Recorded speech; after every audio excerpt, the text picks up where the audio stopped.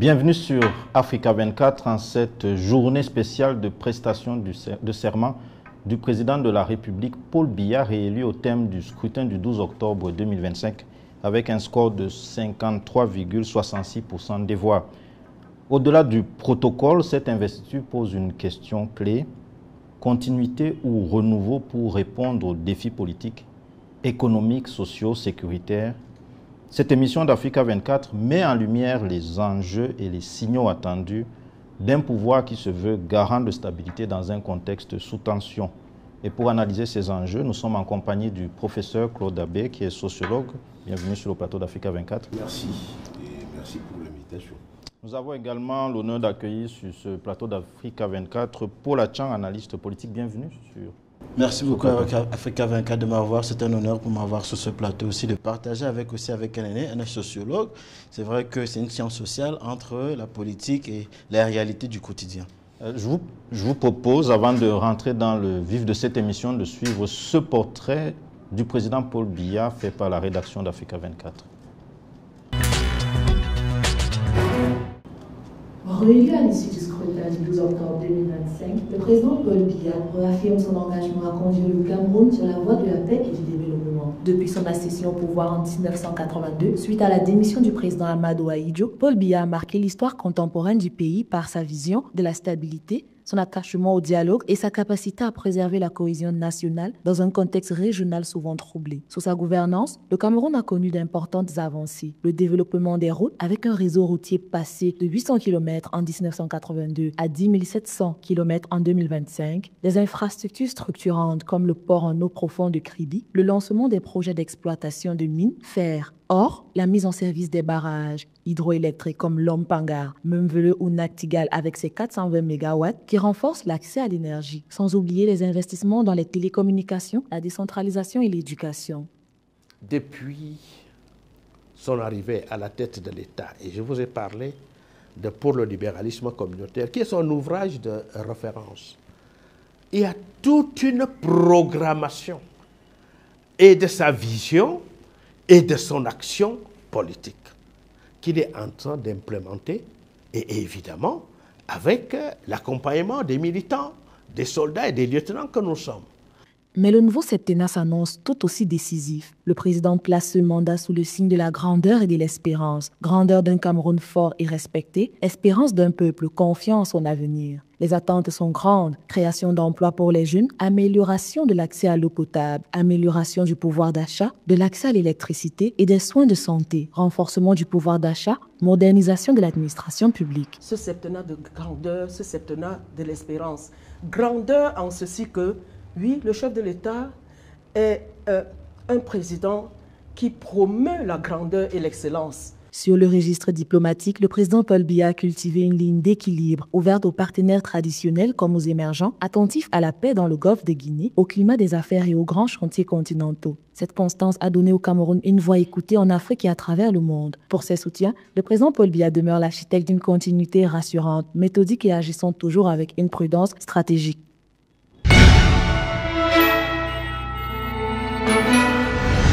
Professeur Claude Abbé, le président de la République, prête habituellement serment à l'Assemblée nationale. Pouvez-vous rappeler la symbolique de cette prestation de serment et puis pourquoi toujours le choix de l'Assemblée nationale? Alors, d'abord, la symbolique de cet événement, c'est que nous avons jusqu'au moment de la prestation de serment à un candidat d'un parti qui a été élu sous la bannière de ce parti-là. Mais une fois le serment prêté, il n'est plus le candidat d'un parti. Il devient le président de la République. Et ça veut donc dire qu'en réalité, pour toutes les formations politiques, c'est le président qui a été désigné par les Camerounais. Pourquoi l'Assemblée nationale? L'Assemblée nationale, c'est la représentation nationale. Ce sont les représentants du peuple. Les parlementaires sont les représentants du peuple. Et à ce titre-là, comme on ne peut pas prendre tous les Camerounais pour les mettre à un seul endroit afin qu'ils prêtent serment devant eux, l'on a recours aux représentants de ce peuple-là qui ont été élus. C'est la raison pour laquelle on passe par l'Assemblée nationale. Et puis vous allez vous rendre compte que les choses ne se limitent pas à l'Assemblée nationale. Parce que dans l'après-midi, la chancellerie des ordres nationaux est obligée d'aller lui remettre le grand cordon pour attester de ce rite qui commence. Ce rite a donc deux parties. C'est un rite d'institution, un rite de consécration, qui a cette partie au niveau de la représentation nationale et qui a une autre partie qui a un caractère symbolique. Paul Atchang, le président Paul Biya est habitué quand même à cet exercice de prestation de serment depuis 1982. Est-ce qu'il y a des éléments nouveaux dans cette prestation de serment de ce 6 novembre 2025? Autrement, est-ce que cette prestation de serment est particulière ou bien elle s'inscrit dans le fonctionnement? Pour ma part, elle est particulière parce que c'est l'homme du 6 novembre qu'on le constate. Vous le disiez un peu dans une manière de subriquer. En fait, l'homme du 6 novembre 1982, le président Ahidjo en 1981, le 4 novembre, il n'est plus président de la République. Le 6 novembre, le président Paul Biya, qui est son héritier constitutionnel, prête serment devant le peuple à l'Assemblée nationale, comme le professeur l'a si bien dit. Donc, ça fait 43 ans de règne aussi. Donc, historiquement, c'est symbolique aussi. Maintenant, au niveau symbolisme de la République, je pense que le professeur l'a bien établi, mais je pense aussi que parce que cette élection a été quand même assez fortement contestée. Nous n'avons pas vu une élection présidentielle assez fortement contestée depuis 1992. Donc du coup, nous voyons aussi l'électorat du Cameroun a aussi un peu changé. Les électeurs inscrits sont à 8 millions, ceux qui ont voté peut-être à 4 millions. La population est tellement assez jeune, 60 à 70%. Donc cette constatation aussi voit beaucoup aussi un peu ce qu'on appelle peut-être la frustration des jeunes. Est-ce qu'on peut reprendre à l'attente du fait que vous voyez la stabilité? J'aime bien aimer ce que vous avez mis dans le terme, c'est-à-dire est-ce qu'il peut garantir cette stabilité? Je crois que le président Paul Biya, dans sa profession de foi, a parlé des jeunes et des femmes. Maintenant, on attend aussi dans sa prestation de serment, dans son allocution dont il va le faire. Qu'est-ce qu'il va dire dans ses intentions, dans sa profession de foi? Va-t-il le respecter? Donc, c'est aussi ce symbolisme aussi d'une prestation de serment devant l'Assemblée nationale, son engagement devant tout le peuple camerounais, devant la Cour constitutionnelle qui proclame les élections, devant l'Assemblée nationale qui est représentative aussi de tous les Camerounais, devant la Cour suprême qui est le garant de la Constitution en elle-même aussi, devant aussi le Sénat qui est ensuite de la Constitution et aussi les représentants nationaux et internationaux, plus ou moins parce qu'avec les insignes, dès qu'il sera le grand cordon, toutes les représentations internationales savent que véritablement le président élu qui devient le président de la République avec un nouveau mandat, c'est leur rapproché hiérarchique dont ils doivent se référer. Professeur Claude Abbé, le Cameroun a vécu une campagne électorale particulièrement animée, une animation qui s'est même poursuivie après la proclamation des résultats par le Conseil constitutionnel. Le président Paul Biya s'est toujours présenté comme un garant de l'unité, de la stabilité, de la cohésion sociale ici au Cameroun. Quelle appréciation vous faites de la cohésion sociale aujourd'hui au Cameroun? La cohésion sociale, il faut le dire, elle est menacée. Ce serait faire de la langue de bois de ne pas constater le niveau de fragmentation de la société qui est amplifié par l'usage, l'anonymat que crée l'usage des réseaux sociaux, où véritablement on voit des divisions qui sont fondées sur la segmentation sociale avec des replis communautaires et ethno-régionaux qui indiquent que la société camerounaise a aujourd'hui besoin de se réconcilier avec elle-même d'abord, et que les acteurs politiques également arrivent à travailler, à réconcilier la société camerounaise à travers tout ceci. L'élection présidentielle est un moment qui renforce cette fragmentation-là. Parce que vous avez pu le voir, on a eu comme une création d'une ligne de rupture de ce qu'on voyait avant, l'axe nord-sud, aujourd'hui qui semblerait, pendant cette période de la présidentielle, on a vu naître un axe Grassfield Nord, ou Septentrion, si vous voulez, dans cette perspective-là. Et ça montre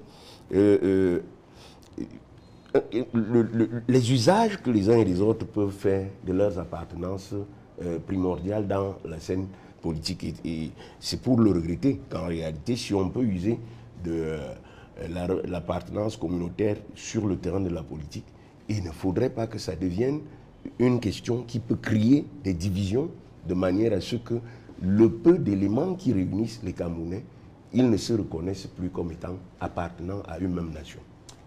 Paul Atchang, pour de nombreux Camerounais et ses sympathisants, surtout le président Paul Biya, est présenté comme un gage de continuité rassurante.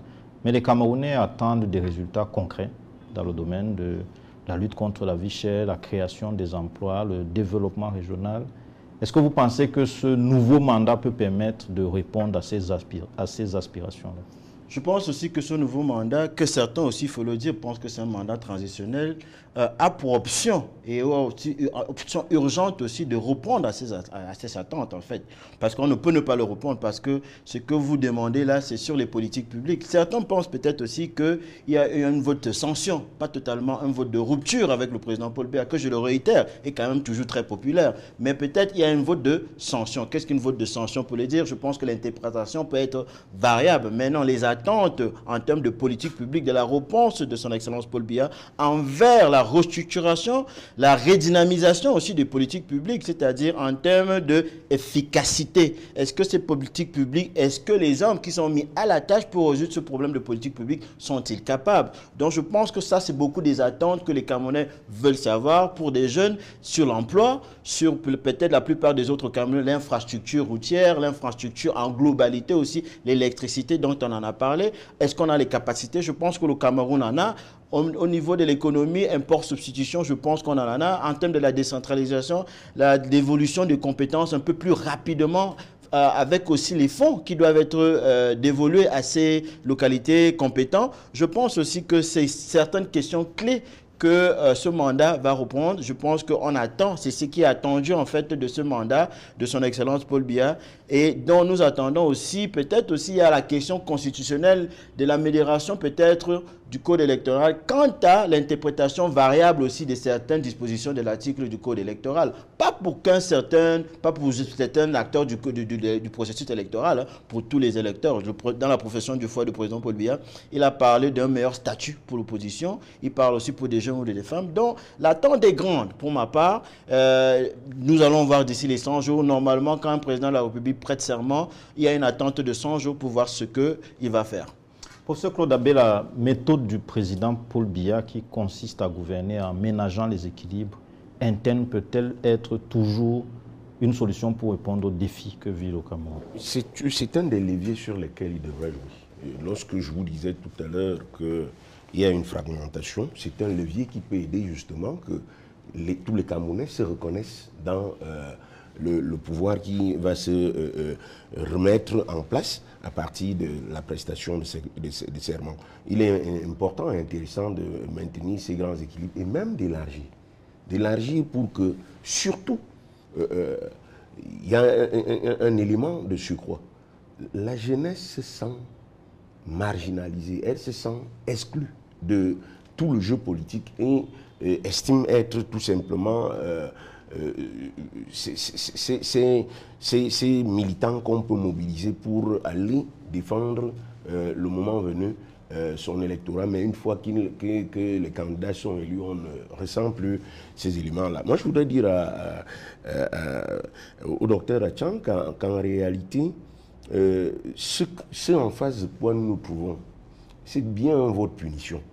C'est un vote punition qui exprime même une volonté de la part des Camerounais de rompre avec, de faire rupture avec une certaine manière de gouverner, qui est fondée sur la condescendance, qui est fondée sur l'arrogance, qui est fondée sur j'allais dire une paupérisation très croissante des Camerounais du fait des difficiles conditions de vie on tend vers une disparition de la classe moyenne. On sait que quand un pays veut se développer, c'est avec le grossissement de la classe moyenne. On a tendance à se retrouver en face d'une société qui a ceux qui mangent, qui sont un petit nombre, et ceux qui ne mangent pas, qui sont en réalité un grand nombre. C'est peut-être ça qui peut encore sauver en fait le Cameroun, parce que quand certains n'ont pas accès à l'électricité, à l'eau, ça ne choisit pas les communautés, ça ne choisit pas les groupes ethno-régionaux, mais ça s'attaque à tous les Camerounais. Et quand vous regardez le recul la dernière élection de 2018, vous voyez, Paul Biya était autour de 70%. Aujourd'hui, il se retrouve à 53%. Les Camerounais ont parlé, en réalité. Ils ont parlé, et quand on voit également les mouvements de contestation de la période post-électorale, on doit comprendre qu'en réalité, il y a une autre manière de faire. Il est souhaitable d'écouter cet électorat. Qui en réalité, surtout qu'au niveau, pour moi, le gagnant de cette élection aura même davantage été l'abstention.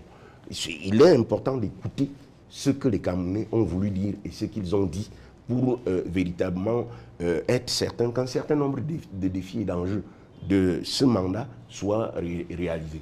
De nombreux Camerounais attendent beaucoup de ce nouveau mandat, et dans la région de la Damawa, plus précisément à Gaoundéré, le chef-lieu de cette région, notre reporter Joseph Moafo a tendu son micro à quelques citoyens de la région de la Damawa pour le rappeler à voter majoritairement pour le candidat du FSNC.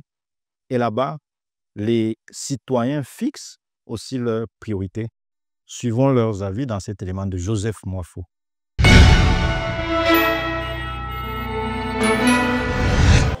Les priorités auxquelles le chef de l'État doit s'attaquer en priorité, je tiens d'abord à féliciter Dieu Tout-Puissant d'avoir permis que le président de la République soit reconduit à son poste. Parce que c'est un homme de vision, un patriote, un homme qui aime son pays dans tous les sens. Ensuite, les priorités, le champ de développement du Cameroun est vaste. Les priorités sont nombreuses. Mais la première des choses sur laquelle je voudrais inviter le chef de l'État à s'appesantir, c'est d'abord de renouveler le gouvernement. Ensuite, s'attaquer au problème des infrastructures, notamment les infrastructures routières, parce que le Cameroun en manque. Ensuite, le chef de l'État doit s'attaquer au problème de la jeunesse. Parce que lors de la dernière élection présidentielle du 12 octobre 2025, la jeunesse s'est exprimée. Et nous sommes certains que le chef de l'État a capté le message. Il y a le chômage, les difficultés sont nombreuses et cette jeunesse attend beaucoup du président de la République. L'autre chantier est celui des femmes. Les femmes, c'est l'essence même de la vie de la nation. Elles sont au four et au moulin. Elles doivent être prises en compte dans le déploiement de sa politique de tous les jours. Ensuite, le chef de l'État devrait voir comment développer les secteurs de l'agriculture et de l'élevage. Agriculture et élevage qui est le socle même du développement de la vie. Sans oublier le champ le plus important, le champ de la sécurité. Parce que vous savez, sans les ignorer, le Cameroun est la cible de beaucoup d'ennemis, très souvent tapis dans l'ombre, qui sont à l'extérieur. On n'aimerait pas que le président de la République perde un temps sur le problème de sécurité. C'est un problème essentiel. Et bon, pour terminer, nous lui souhaitons deux choses. Longévité, santé. Pour que le Cameroun, sous sa direction, connaisse un développement harmonieux. Nous l'attendons. Il a fait une belle part à la femme et à la jeunesse.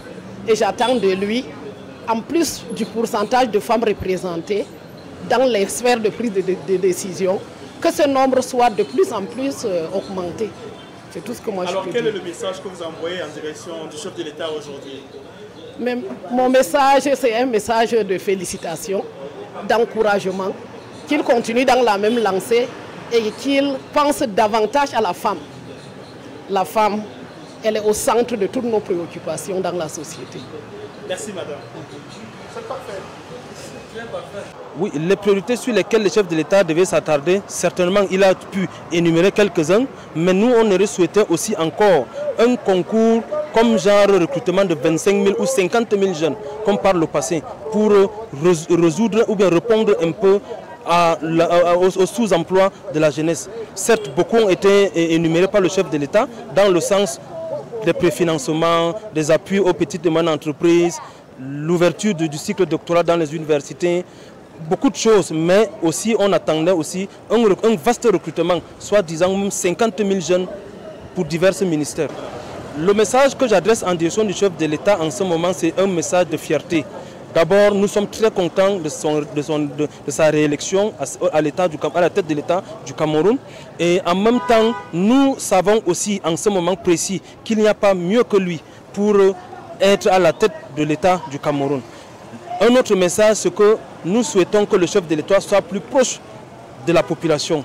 Nous le souhaitons plus proche de nous, qu'il vienne dans les 10 régions du Cameroun, pourquoi pas une fois par an. Certes, il a prouvé aujourd'hui qu'il est un chef d'État debout. Je pense que ce que je souhaite pour le chef d'État, c'est qu'il doit d'abord changer son gouvernement. Oui, renouveler son gouvernement, prendre les jeunes et travailler avec eux. Oui, je pense que c'est ça mon souhait.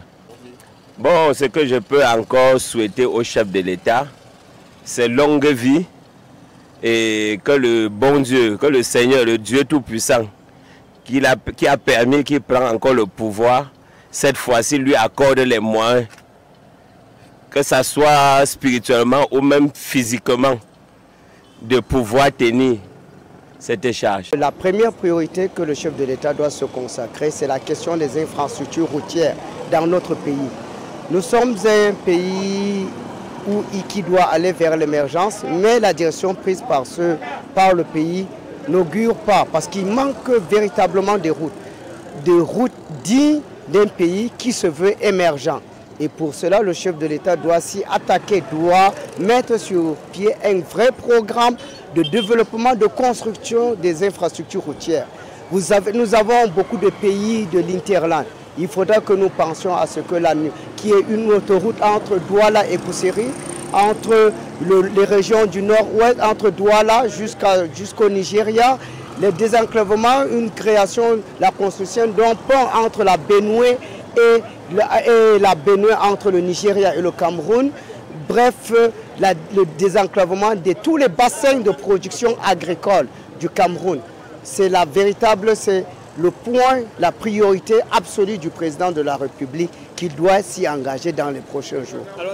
Le message que j'envoie, c'est que le Cameroun va mal. Et que si le président aime véritablement le Cameroun, il doit s'occuper de ce Cameroun. Il ne doit pas être un président clivant. Il doit être le président de tous les Camerounais. Et je crois que le président de l'Assemblée nationale lui a offert un stylo pour qu'il remanie immédiatement et qu'il forme un gouvernement de travail. Un gouvernement de travail qui, autour de lui, doit permettre de travailler. Aujourd'hui, son équipe a échoué.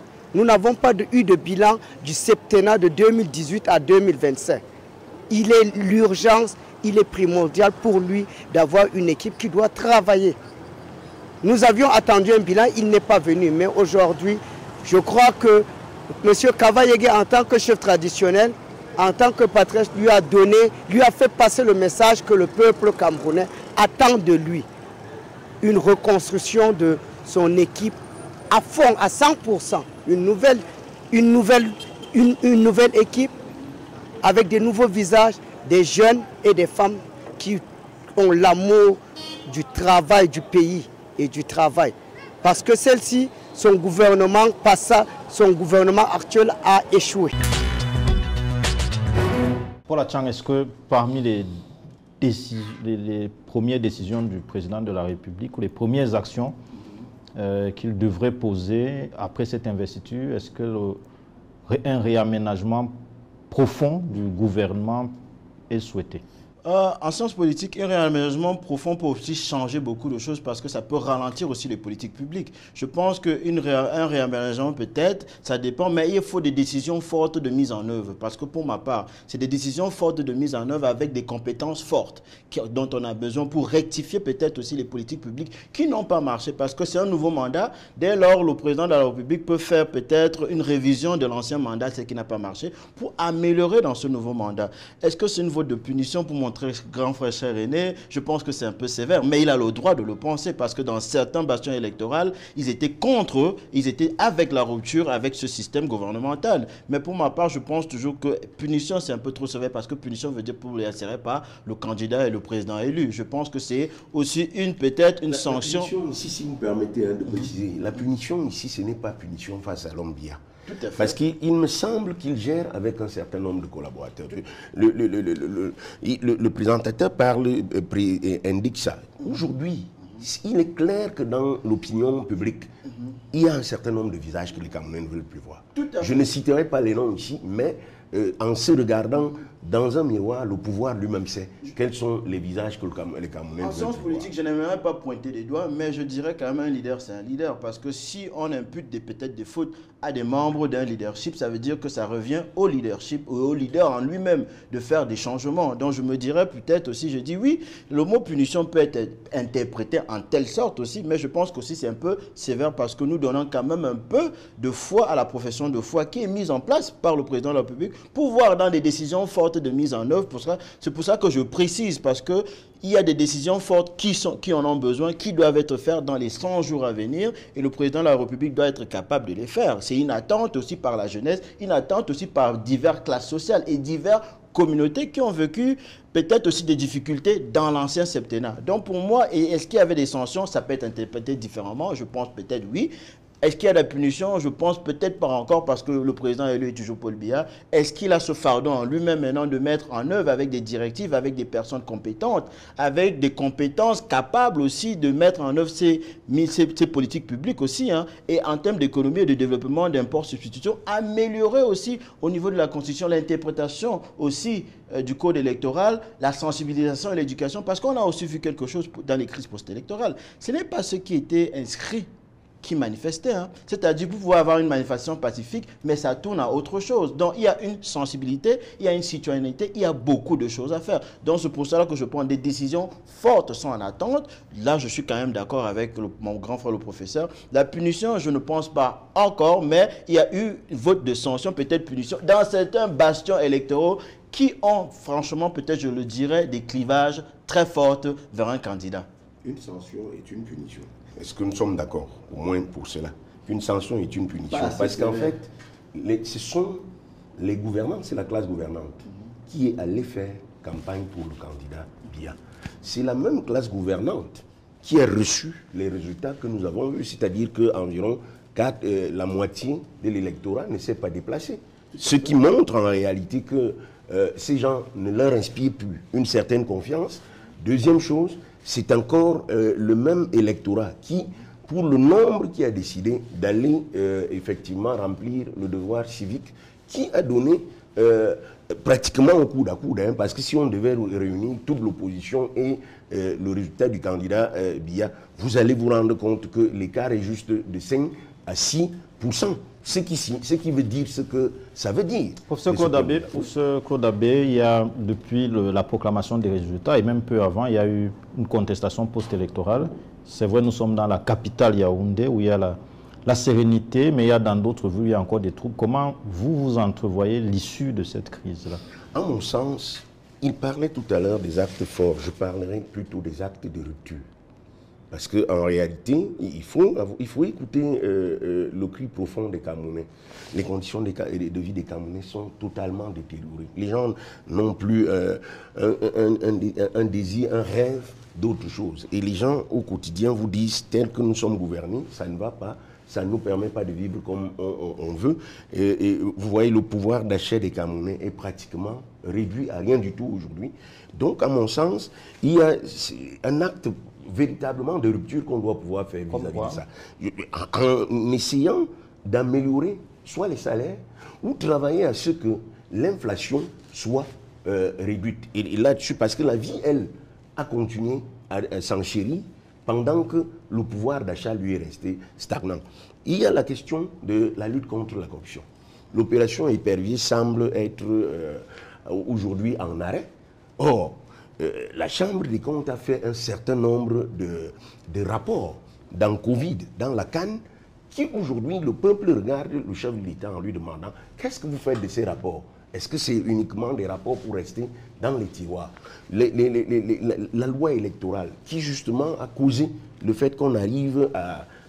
c'est une urgence aujourd'hui que le chantier de la loi électorale, puisqu'elle est quand même, Élection Cameroun, reconnaît que cette loi-là est mauvaise et que tous les acteurs sur le terrain se rendent compte que la loi est mauvaise. En réalité, pour éviter au Cameroun cette désaffection vis-à-vis de la chose politique des citoyens qui ne nourrit pas la légitimation d'un pouvoir, en mon sens, il est important et de bon ton de faire ces aménagements institutionnels aujourd'hui en essayant de travailler à améliorer la dignité des Camerounais à travers la manière dont ils peuvent vivre au quotidien. Bon, je suis d'accord avec mon grand frère le professeur, mais il y a une différence. Il faut qu'on reste lucide aussi. Je pense qu'une sanction, c'est un avertissement. Une punition, c'est une exclusion. Il faut qu'on soit aussi précis. Les indications sont claires et nettes. C'est-à-dire le FSNC et le MRC, il y a une fusion de partis politiques qui ont une pensée un peu radicale, opposés à d'autres pensées des partis d'opposition. C'est-à-dire que ce sont des acteurs politiques. Dans l'opposition Cameroun, il y a une forte difficulté d'avoir un consensus ou une coalition. Ça, ce sont des vérités du terrain. Maintenant, nous ne pouvons pas assumer totalement que des vérités de poches d'opposition sont la vérité générale de l'opposition et des Camerounais en général. Sur une population de plus de 30 millions de personnes, on a eu 8 millions d'inscrits. Donc, nous avons un quart, peut-être moins d'un quart. Donc, il faut qu'on reste quand même un peu lucide dans cette assertion. Je pense que le président Paul Biya a été voté avec une majorité, mais il y a une sanction, un avertissement, et je suis d'accord avec lui que peut-être certains pensent qu'il peut avoir une punition, mais moi je reste lucide en pensant que c'est une sanction, c'est un avertissement, il faut des décisions fortes, peut-être des décisions de rupture, peut-être dans certains domaines, peut-être aussi, parce que si ça ne fonctionne pas, il faut l'améliorer, soit la changer aussi. Donc ce sont des options qui seront mises sur la table du président de la République avec des personnes de compétences, avec des personnes aussi qui sont capables d'aménager ces départements ministériels ou bien ces systèmes politiques aussi, il faut le dire. Parce qu'il ne s'agit pas de rupture et puis vous mettez en place des personnes qui ne sont pas capables aussi de permettre à ce qu'il y ait une amélioration du système et pour permettre aussi aux Camerounais, comme il le dit, qui n'ont pas de pain trois fois manger sur la table, de pouvoir manger. Notre reporter Lucrèce Mbogol était présente à l'Assemblée nationale ce 6 novembre 2025. Elle a pris quelques réactions de personnalités présentes à cette prestation de serment.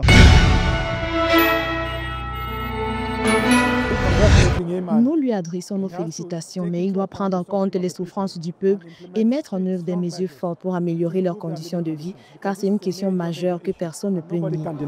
Le message le plus fort, c'est que ce septennat est placé sur l'union sacrée. Le chef de l'État invite toutes les forces vives à se joindre à lui pour que le Cameroun un et indivisible devient plus visible que jamais.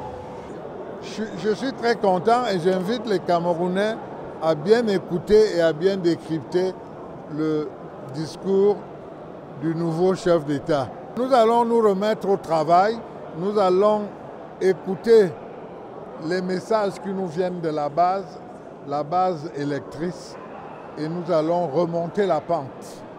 Je tiens à remercier vraiment tous ces Camerounais, nous tous, qui avons donné un nouveau mandat à cet homme qui nous a montré et qui vient de nous démontrer que si le corps semble fatigué, c'est normal, mais l'esprit est vif. La compréhension de ses compatriotes est là. Paul Biya est un grand homme.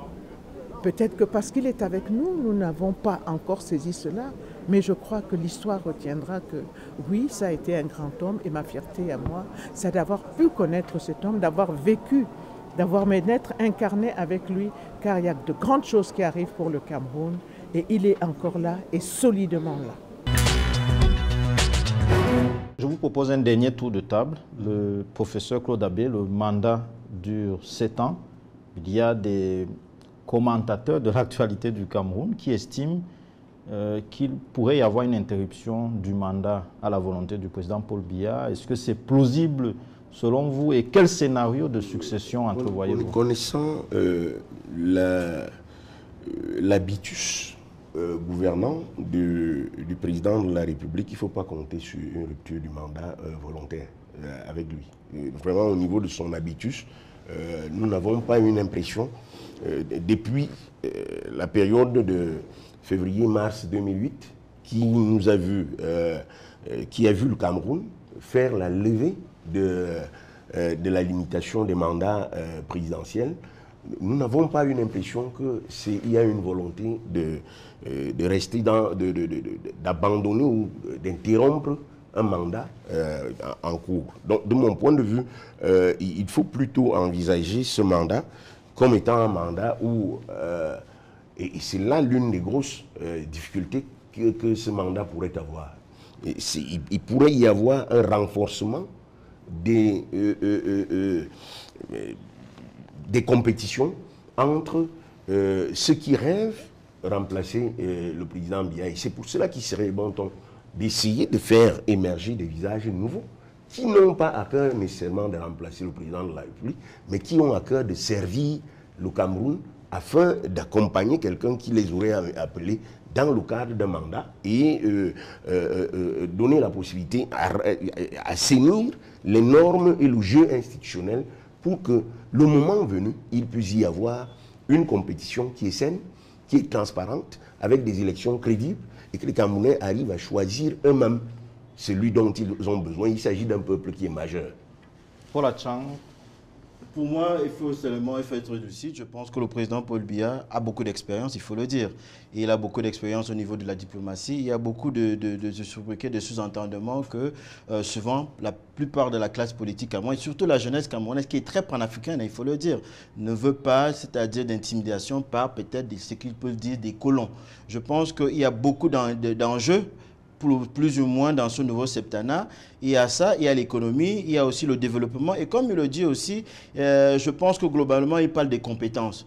Je m'en parle pour ma part, c'est-à-dire le critère de compétence et la capacité des compétences et la capacité d'efficacité de ces compétences. Je pense que c'est de là où, pour moi, en termes d'analyse politique, je n'aimerais pas mettre peut-être des noms ou mettre ça sur un parti politique. Je pense que la compétence n'exclut pas un rassemblement d'idées des différents partis politiques ou bien d'acteurs sociaux même, hein, il faut se le dire. Mais non, il est vrai, comme le professeur le dit, beaucoup de gens pensent qu'il faut élargir le spectre, peut-être des compétences, des personnes qui sont compétentes, qui peuvent participer peut-être aussi dans ce mandat à plusieurs nombres de choses. Il faut aussi peut-être pour ma part inclure d'une manière inclusive et participative les jeunes et la diaspora d'une manière, parce que c'est là où on a vu beaucoup de frustrations. S'ils ne se sentent pas particulièrement inclus ou bien dans ce processus participatif, ils se sentiraient peut-être exclus et ça donnerait peut-être un présage de peut-être des crises électorales qu'on a vues dans ce mandat. Donc pour ma part, c'est ce que je pense. Je pense qu'il y a des attentes fortes. On attend. Pour des Camerounais qui vous suivent à travers le monde, l'élection, après cette prestation de serment,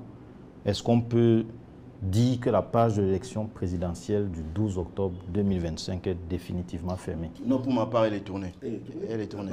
C'est-à-dire qu'en réalité, le processus est arrivé à son terme. Il ne faut plus rêver à autre chose là au milieu, à moins qu'on se retrouve avec le titulaire qui, pour une raison ou une autre, n'est plus dans les capacités d'exercer. En réalité, la page est tournée.